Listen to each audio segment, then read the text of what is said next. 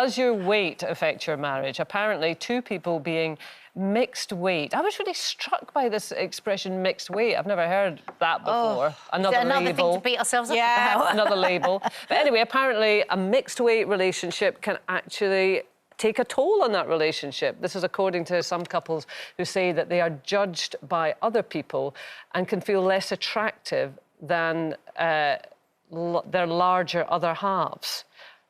I think that's the way it works. It must be the other way around, surely. Well, should it be? Well, should it be the other way around? There's judgment but what in that I mean already. is, I guess if you're with somebody who's bigger than you, then you, whatever you look like, you always feel slimmer. But then you're assuming that slimmer is better. No, not necessarily. I'm just saying that you always feel slimmer. Yeah. And actually, medically, slimmer is better. Well, let's get it out there. You're in a mixed-weight relationship, aren't you? Yes, I am in a mixed-weight relationship. I mean, Gary... I like cuddly men. And when I met Gary, he was cuddly. But I think he would be the first to say that... I think particularly men, as they get older, they struggle to shift the pounds. It's harder. There's all sorts of... Without going into great sort of medical detail, but he has had a knee replacement. The knock-on effect of that is that you can't exercise as easily as you could. The other knee is now going, so he's in a great deal of pain, so it's slowed him down. So the knock-on effect of that is that he is struggling to lose weight. But my concern is nothing to do with aesthetics, it's to do with his health and his heart. You know, he comes from a family who've had heart problems. And, you know, selfishly, I want him around for longer. So we do have I have a lot of conversations with him about it because I want him to get his weight down for that reason, for health reasons. I mean, how do you tackle it? Well, how do you have that conversation? Because it's a sensitive conversation. Well, the weird thing is he doesn't really eat that much, but then I do think he's a bit of a snacker. It's that kind of thing. It's like a standing joke in our family. The kids always do it because he always goes, well, I've not had anything today. I've only had an avocado and half a tomato. And then the kids go, didn't I see you in the cupboard earlier, Dad? Does he worry about it, though, Jane? Because you say you're not bothered about the aesthetic and clearly you're not. Gary's gorgeous. But does he take it on board if you say to him, Gary, there are heart issues and you've got we know that men carry the weight around. 100% he does, 100%. And actually, the thing about Gary is he is larger than life in his personality. You know, when he comes into a room, he absolutely lights up the room. He's got a fantastic sense of humour. He's great to be around. But I have now got to the point, and you know, he is in his 60s now, and I want him, and I know it's boring to have to... Yeah, but we've got to not be afraid of talking about weight and obesity, and this is not about the aesthetic.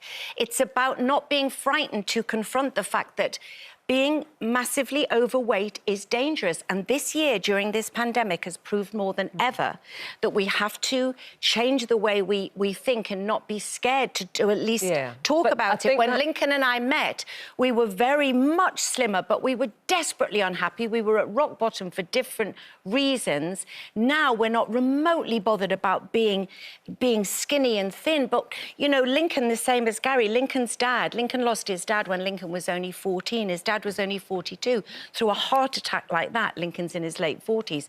So from that point of view, I'm aware that I don't want Lincoln to carry too much weight. He's recently just amazingly lost 10 pounds. He looks great. He looked great before. I adore my husband, whatever.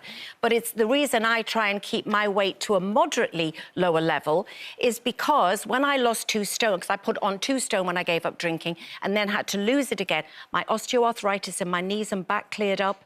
My breathing was better, and that was only 2 stone. So that's what frightened me about the fact of putting the weight on. I mean, when we're older, we can more concentrate on the health aspects. But, I mean, I think what does make this a difficult conversation is that it's difficult to separate the health aspects from the aesthetics because it's become so much part of the way that we judge people. I mean, did you notice Chris Hughes, the young guy from Love Island, you know, gorgeous young guy, you know, he posted something the other day almost making excuses for the fact that he wasn't, like, super ripped. But that, to me, is a normal body. Well, yeah, but unfortunately, for people of that generation, their normal body, certainly in social media world, has become something quite different, hasn't it? I mean, that's almost another swing of the pendulum the other way. Yeah, I mean, there's enormous pressure. I mean, sometimes I think, because, you know, for a long time I had such a warped idea but actually of my body, but Mark does terribly. I mean, and you know how hard he works out. I mean, he works out properly 7 days a week, but it's just never okay. It's never enough. And but I do think it is a sensitive topic within relationships, but I do think it's okay to say to your partner if you're worried about them with anything. Like, I mean, for me, for instance, I nag Mark all the time about, you know, sleeping more and eating more healthily and doing all of that's all about him living for longer. Exactly. So it'd be the same with weight. But if Mark said to you, Nadia, I'm worried about your health, I think you've put on a bit of weight, how would you feel about that? I think I'd be okay with it. I think it's not that I'd be offended, but it hurts. It does hurt. It's a very personal thing. Because you're always aware of it yourself, aren't you, really? You know, you always know. And the thing is, I would know that he would only be doing that from a kind place. Very quickly, because I know we're finishing, but I just read a book by a forensic pathologist called Richard Shepherd, who's done hundreds and hundreds of post-mortems, and he said the biggest change in modern life is the fat that he has to slice through to get to organs. And on that note,